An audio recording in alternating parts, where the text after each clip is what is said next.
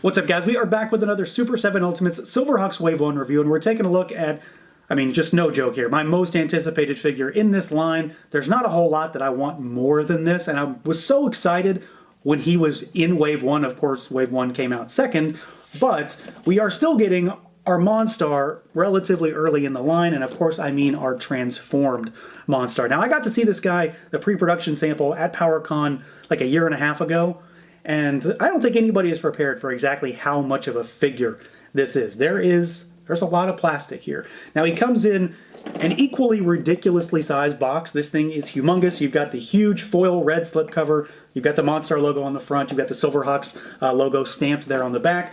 Pop that slipcover off, and you have your big red Monstar there in all of his glory. He's just enormous. There is no other way to describe it. You got the Silverhawks logo down there on the bottom. The bad guys have the same kind of packaging as the good guys, but they get a red motif, so you get that red Starfield patterning, and then you get that sort of ghostly, holographic look of Monstar on the back, along with this big boy's bio. So yeah, let's do it. Let's pull him out and take a look. And here we go, out of the package, our Ultimates Monstar, the transformed version, finally here.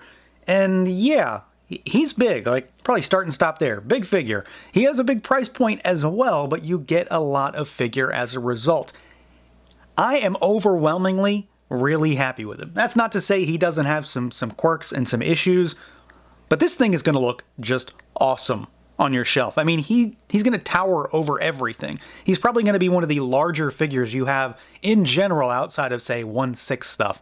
I mean, he's bigger than Mum-Ra in the Ultimates line. If that tells you anything, he is huge. Now, as far as articulation goes, he's still pretty standard Ultimates, and I still have kind of the same gripes with Monstar as I do with just about every other figure. So to start with, we've got a head that is surprisingly really locked down. Like, it really can't do much more than just swivel. It has a little bit of bobble, but it's not enough to really call it too much articulation there. Arms go out all the way. They do swivel at the shoulder. You've got shoulder pads though, so his design alone does hinder him. Like, he really can't go too much further forward than that. You've got bicep swivel, single jointed elbows, and if you got him neutral, that's as far as they go. They just don't go anywhere because of like the boxy nature to this figure. You've also got elbow swivel too. We've got hinges, we've got rotation at the wrist. The torso is the same problem that I've talked about for a while with Silverhawks. You've got the torso cut, but it doesn't do anything more than swivel. It doesn't really hinge at all. And then you've also got a waist twist down there. So he's still got 2 points of articulation, but 1 would have been sufficient. Legs go out pretty decently to the side. For such, big monster legs, that's not too bad. They do kick forward, and I can say, and I will show, that he can sit in the throne really, really well. Based on how the articulation is cut in here. So the one thing that I was hoping for, he can do it. You've got your thigh twist up there. You've got single jointed knees, which surprisingly have terrific range. I mean, for an Ultimates figure, this has terrific range. Full 90. You've got rotation at the knee. We've got really, really good rocker and hinges down at those ankles. There's really nothing getting in the way. You've also got swivel just because it's a separate piece at that ankle. So he's basically the same as any other Ultimates. You're not really afforded anything different or extra just by virtue of him being enormous. He has a really boxy design, and I'm not going to, forgive that for what he can or can't do, but it does impede his articulation. Just some of this design and the chunkiness of this transformed version does get in the way of him moving, but he is very, very locked down pretty much across the board, except for those knees and the ankles. Now, I'd imagine the main focal point for this figure was never going to be articulation. I have a feeling most folks going into this figure are going to assume that he moves in a kind of clunky way. It's always about the look. And specifically with Monstar in this particular version, it's about his size. He is enormous, and of course I'll do size comparisons, but I can't stress it enough. He's big, and he is going to literally be the focal point on like your Ultimates shelf in general. He's huge. He is going to be one of the biggest figures you own outside of, again, like I said, 1/6 stuff. He is just massive in every way. I do have some questions about some of the design choices on this guy, though. In a general sense, I think he looks absolutely fantastic. I'm really happy with him. I think the design, the overall structure of Monstar has translated really well into an Ultimates figure. It definitely plays to some of the strengths of an Ultimates figure when it comes to just looking good. but I'm questioning some of the colors on him. I don't have encyclopedic knowledge of like Silverhawks ancillary media, things that are, you know, like the comic books or like some of the kids' books from back in the 80s. Because I feel like some of those colors on Monstar may have sort of seeped into this guy as well. He's also got these rings around the spikes, which I swear I've never seen until this figure. Although if I look at some comic artwork, there are some instances where he has a slightly brighter hue around those rings. But it's not something I'm very familiar with in terms of the show being present. So I'm curious where some of this design choice came from, but I think overall, I mean, it's overall still clearly Monstar. Like, you can't dispute that. And one thing that I'm really happy with is just the differences in the reds on this guy, because he's not just red from top to bottom. There are different colors, different hues, essentially. I think a lot of it was supposed to sort of play off lighting in the show. So things like the actual torso does have like sort of a red-orange color, and then for the space undies, kind of a red-orange color. You've got the, like, I don't know, like what's supposed to be like big, like muscly striations or something in the guts there. So he's got like a brown spot. He's got some red. He's got a little bit of that red orange. One thing that somebody has said, and you're going to see it now that I can't unsee it, is that his torso looks like a cat's face. You've got the nose, you've got the eyes, and you've got the mouth with like fangs in there. And I'm sorry if that's going to bother you, but I can't not see it anymore. So I'm going to point it out because it literally looks like that. He does, though. I mean, he does look tremendous. I'm really happy overall. Despite some of my maybe questions about some of the colors on him, like the knee pads and the circles up top, but he's huge and he's big and he's bulky and he's got the sculpt down for sure. I mean, this is through and through a really well sculpted Monstar. He doesn't have tons and tons of paint on him. A lot of this is molded plastic, which I suppose is perfectly okay based on how he's sort of like segmented with his armor and his suit and whatever. Well, is it a suit or is it his body? Whatever it's supposed to be, he is, you know, sort of segmented in terms of how he's put together. And there's a lot of delineation with color there. And I think it comes through pretty nicely with this as well. But there is paint on him. And where it is, it's cleanly applied. In the stomach area, he's got some. You've got it on like the elbow pads. You got it on the knee pads. You've got the spikes on the feet down there as well. Of course, we've got paint on the face also. And one other thing to kind of point out is that he's not metallic, nor is he really supposed to be. He's not supposed to be in the same arena as the Hawks, so he's more in line with, you know, like Buzzsaw or Windhammer, things like that. So he's not really shiny in any way. He's very matte finish, which I actually kind of like. It makes him look really good as far as I'm concerned. But he'll have a kind of a difference in finish between the non-transform version and this version. And then we've got our head up top, which the circles, like they look like sonic rings to me, honestly. Those aside, I think the head is pretty perfect. They don't bother me so much. I'm still just not sure what their intention was with those rings around the spikes. But the mouth looks really good. You've got those like super spiky fanged teeth sort of grating across his face. I really love that. It's obviously super angular. It's supposed to be like a mask, a helmet, very robotic in nature. You've got the sort of star emblazoned on his left eye, your right.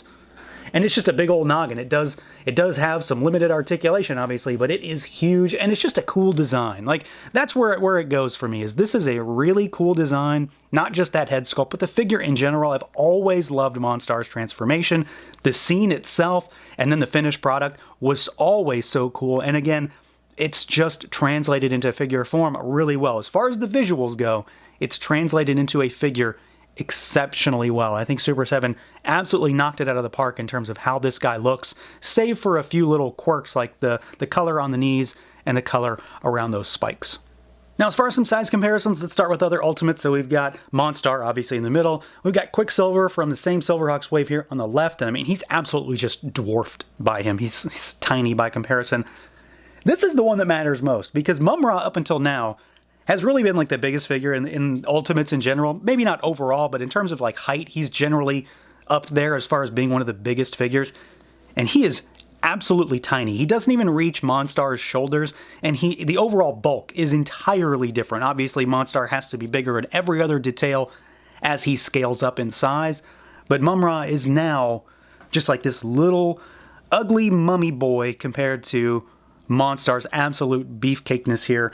So let's do some other lines, because obviously pretty much everything else is going to be tiny by comparison.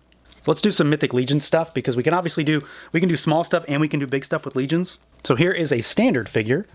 There's Carpathius. I mean, he's even smaller than Quicksilver. Well, let's take Quicksilver aside and let's do one of the big boys. So here's an ogre scale figure for Legions, and even this, and that's a custom head, which adds a little bit of height onto this figure, is even smaller than Monstar still. So these guys are no joke when it comes to making a humongous figure. Super7 absolutely just said, let's make him as big as freaking possible, and they did. Let's pull Carpathius aside. Let's do a Marvel Legends figure, because this is recent and close at hand for me. Here is the Cyborg Spider-Woman from the Spider-Verse figures, and I mean, she's absolutely tiny by comparison also. She doesn't look nearly as big next to Monstar. And then let's go the other way. Let's go small now. So here's a Figuarts. Here's a Turles from Dragon Ball Z. And then let's do one more. Let's do a NECA turtle for a different kind of turtle. Here is the Toon Leo, and he barely comes up to those space undies. So, I mean, yeah, this guy is huge. He's like a 10, 11 inches tall, absolutely massive, super, super bulky. He's going to be a shelf hog when it comes to actually taking up space. But again, he's going to be the focal point of your Silverhawks or maybe even your entire Ultimates display. Now, as far as accessories goes, Monstar has a pretty solid spread. For being such a humongous figure, he still comes with a lot of accessories. To start with, we do get, let's start with his buddy. So we get Sky Shadow, and we get the fully transformed, like the in-flight, the big, big version of him. And I'm really happy with this. As you can see, he can perch on Monstar's arm. He's got a sort of angular feet, so he can sit on the sort of boxiness of that arm. He's got like lasers underneath his wings. He does have a little bit of articulation for like a clawing effect, because he's of course got claws for some reason. But the design, the sculpt, the paint, what little paint there is really clean. But he's really, really big. So I'm very happy with this. I'd go so far as to say that this one's my favorite of the bunch so far, especially in this configuration. Looks really good. I'm very happy with that. We do get an extra head sculpt from Monstar, and it's basically the same expression as the regular head, but this one has a hole in the eye for the laser star effect piece. So you've got that orange burst that can come out of his eye, or you can have an eyeless Monstar if you want. So you've got that right there, and you just pop that in. Again, basically the same head sculpt, but with the ability to use that. We get 4 extra sets of hands, so he's got fists on him in the box. You get a set of open palm. Of course, the set is 2, but like kind of clawing hands, grappling hands maybe. You get a set of really open, like open palm, grasping hands in some way. You get standard gripping hands. And you get a set of trigger finger hands, which could also double as pointing fingers. Now, Monstar also, just like the majority of the Silverhawks, has effects and weaponry and boosters in places that don't really make sense.